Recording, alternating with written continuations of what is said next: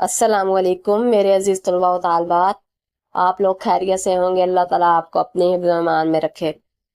आज है हमारे पास गज़ल। हमने आपको, जैसे मैंने आपको पहले बता दिया था बच्चों के, आपने पहले जो हमने नसरी इसबाक कर लिए हैं, अब उसके बाद हम एक गज़ल कर लेंगे। गज़ल क्या है? गज़ल का पहले तो मायने क्या है आप ये देख लें। गज़ल के मायने है औरतों से गुफ्तगू करना, औरतों के हुस्न जमाल की तारीफ करना। सही है। जिसमें औरतों के हुस्न जमाल की तारीफ होगी वो क्या होगी? गज़ल होगी। और दूसरा अगर हम लघवी मायने लें तो गज़ल का मायने होता है शिकार के वक्त हिरन के मुंह से निकलने वाली दर्दनाक आवाज को भी गज़ल कहते हैं। अगर हम नाइन्थ के सिलेबस में देखें, अगर नाइन्थ के हवाले से बात करें, बुक में हमारे पास 4 गज़लें हैं। जो पहली गज़ल है वो मीर तकी मीर की है, जिसे मीर तकी मीर को उर्दू गज़ल का बादशाह भी कहा जाता है। मीर तकी मीर अपने लिहाज से बहुत अहमियत के हामिल हैं। अगर इनका तारुफ देखा जाए तो हमें पता चलेगा कि मीर तकी मीर क्लासिकल शोरा में सबसे अहम मुकाम रखते हैं। असल नाम इनका है मीर तकी मीर। वो अमीर अमीर मोहम्मद तकी और मीर अमीर तखल्लुस यूज करते हैं।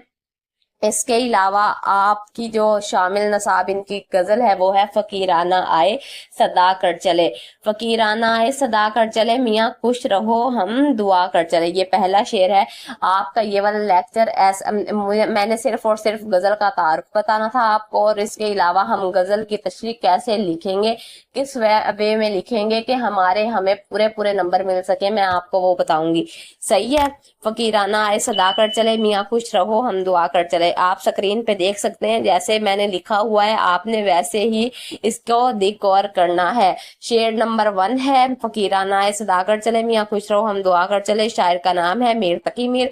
हल लुगत क्या मतलब है कि हल लुग हल लुगत का मतलब है जी फकीराना, फकीरों की तरह सदा करना, आवाज लगाना, दुआ कर चले, दुआ करके रुखसत हुए। मफहूम, जो शेर का मफहूम बनता है, जिस अगर आपने मफहूम अच्छे से याद किया है बच्चे, आपने उस वक्त मफहूम लिखना है, अदरवाइज आपको लिखने की जरूरत नहीं। हम फकीरों की मानिंद दुनिया में आए और सदा लगाकर अहले दुनिया को खुश रहने की दुआ देते हुए रुखसत हो गए। सदा का मतलब होता है आवाज लगाना, मानिद की तरह दुनिया में अहले दुनिया में रहने वाले, खुश रहना मीन खुश और खुरम रहना, दुआ देते हुए किसी को अच्छी तमन्नाओं में याद करके हम रुखसत हो गए। अब आगे देखें, जब मैंने मफहूम लिख लिया तो हमने तशरीह जब करनी है उसमें मीर तकी मीर का पहली लाइन में एक तारुफ के तौर पर एक पहली लाइन लिख देनी है। जैसे है मीर तकी मीर की शायरी नेक इनकलाबात की तर्जुमान रही है, मीर को खुदाए सखन के नाम से याद किया जाता है। जैसे मैंने आपको बताया, इन्हें गजल का बादशाह भी कहा जाता है, और इसके अलावा इनका असलूब बयान सादा और सलीस होने के बावजूद कुदरत, निदरत और इनफरादियत का हामिल है।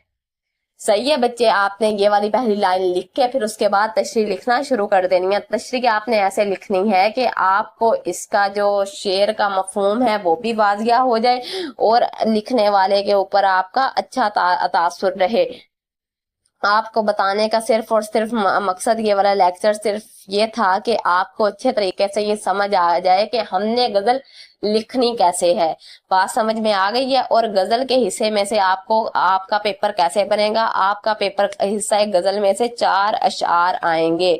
सही है बच्चे। 4 नंबर नहीं, 4 अशार तो नहीं, 2 अशार आएंगे 4 नंबर के। बात समझ में आ गई है। 2 अशार आएंगे 4 नंबर के, तो आपने वैसे ही इसकी गजल की तैयारी कर लेनी है अच्छे तरीके से। और कल के हम जब लेक्चर में हम डिस्कशन करेंगे आपसे इंशाल्लाह ताला, उसमें आपको मीर तकी मीर का तारुफ बता दूंगी, और इसके अलावा तशरीहात भी देख लेंगे जैसे कैसे कैसे है, पहला शेर दूसरा शेर, जितना हमसे कवर अप हुआ हम उतना कर लेंगे फिर इंशाल्लाह ताला अगले लेक्चर में, ताकि आपको बात भी जहन में रहे और आप अच्छे तरीके से याद भी कर सकें।